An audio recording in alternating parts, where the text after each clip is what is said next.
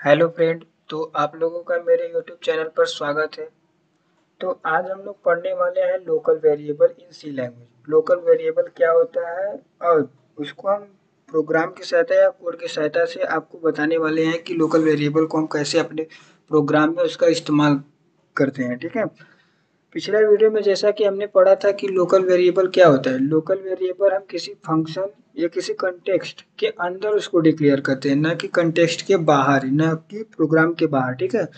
तो आइए हम लोग उसे कोड की सहायता से देखते हैं। तो सबसे पहले हम क्या करेंगे कि जो हमारा एप्लीकेशन है देव सी प्लस प्लस, उसको हम ओपन करेंगे। ठीक है। तो हम लोग कंट्रोल एन की सहायता से एक न्यू पेज ले लेंगे और यहाँ पर हम लोग सबसे पहले अपना सी लैंग्वेज का जो स्ट्रक्चर होता है, सिंटैक्स होता है, उसको लिखेंगे। ठीक है। तो हमारा सिंटैक्स क्या है? Hash include, hash include double less than greater than S T D I O dot H ओ डॉट एच। ठीक है।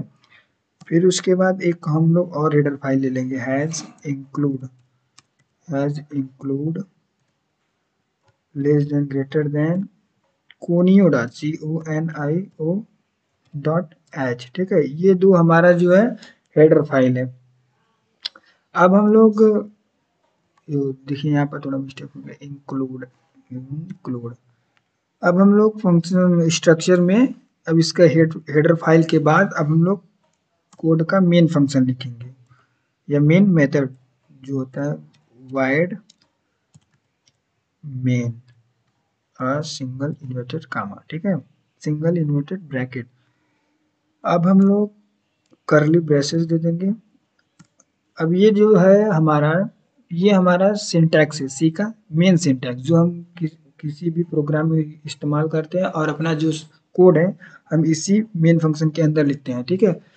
तो अब हम लोग को लोकल वेरिएबल बताना है। तो लोकल वेरिएबल के लिए हम क्या करें, पहले एक लोकल वेरिएबल को डिक्लेयर करते हैं। तो हमने मान लीजिए यहाँ पर इंट ले लिया, इंट ए, फिर उसके बाद हमने सेमीकोलन ले लिया। ठीक है।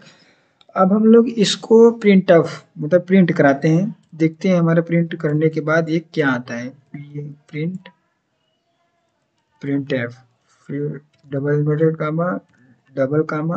अब हम लोग इसका इंटीजर के लिए फॉर्मेट क्या लगाते हैं, डी लगाते हैं।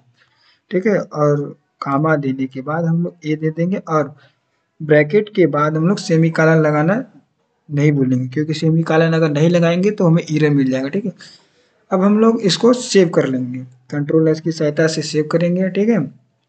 प्रोग्राम फाइल जो हमने पहले प्रोग्राम फोल्डर बनाया था उसमें सेव करेंगे। तो यहाँ पर हम लोग इसका दे दे रहे हैं my first program, my program के नाम से इसको सेव कर दे रहे हैं, माई प्रोग्राम डॉट सी के नाम से सेव कर दे रहा हूँ। ठीक है।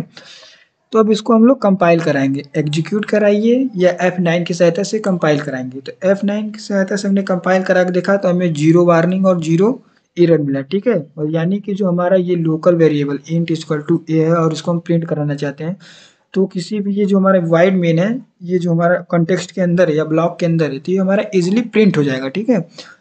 यदि अब हम लोग एक और लोकल वेरिएबल ले ले तब देखते हैं क्या होता है। पहले इसका हम लोग आउटपुट देख लें। F10 क्लिक करें, चाहे तो F9 क्लिक कर सकते हैं। ठीक है। तो जैसा देख रहे हैं यहाँ पर लोकल वेरिएबल जो आया है 0 आया है। 0 क्यों आया है? क्योंकि यहाँ पर देखिए हमने जो है यहाँ पर क्या डिक्लेयर किया, इंटीजर। तो इंटीजर वैल्यू को यहाँ पर आउटपुट प्रोवाइड कराया है। ठीक है।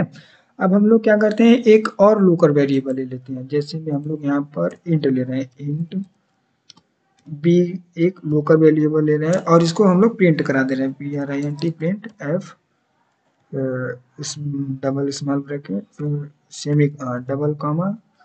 फॉर्मेट इसके लिए हम लोग क्या इस्तेमाल करते हैं, डी, फिर कामा दे देंगे और हम लोग को क्या करना है, बी के वैल्यू करना है। फिर उसके बाद हम लोग सेमीकोलन जरूर लगा देंगे। फिर हम F9 की सहायता से या एग्जीक्यूट पर क्लिक कर कर कंपाइल करेंगे। कंपाइल करने के बाद देखते हैं कि हमें फिर 0 वार्निंग 0 एरर मिला। ठीक है। अब हम लोग इसको एग्जीक्यूट कराते हैं और अपना आउटपुट देखते हैं। ठीक है। तो हमने इसको रन करा दिया। तो यहाँ पे देख रहे हैं कि हमें क्या मिला, 0 और 1 जो है, देखिए 0 और 1। इंट ए के लिए क्या मिला, 0, और इंट बी के लिए क्या मिला, 1 मिला। ठीक है। ये जो गार्बेज वैल्यू है, इंटीजर वैल्यू है, ठीक है। अब हम लोग एक और लोकल वेरिएबल लेते हैं और उसे कंटेक्स्ट के बाहर डिक्लेयर करते हैं, क्या देखते हैं वो प्रिंट होता है। चलिए ठीक है, देखते हैं। तो मान लीजिए ये कंटेक्स्ट के बाहर हम लोग प्रिंट कर लेते हैं, इंट है, मान लीजिए हम लोग ले लें इंट सी, ठीक है, फिर सेमी कॉलन दे दें, फिर प्रिंट एफ प्रिंट एफ, फिर स्मॉल ब्रैकेट, फिर डबल इन्वर्टेड कामा, फिर हमें इसका फॉर्मेट इस्तेमाल कर लेंगे और हम लोग दे देंगे यहाँ पर कामा के साथ जिस वेरिएबल को हम लोग को प्रिंट कराना है। तो हम लोग लोकल वेरिएबल सी को प्रिंट कराना चाहते हैं तो यहाँ पर सी दे देंगे, उसके बाद हम लोग सेमी कॉलन दे देंगे, ठीक है।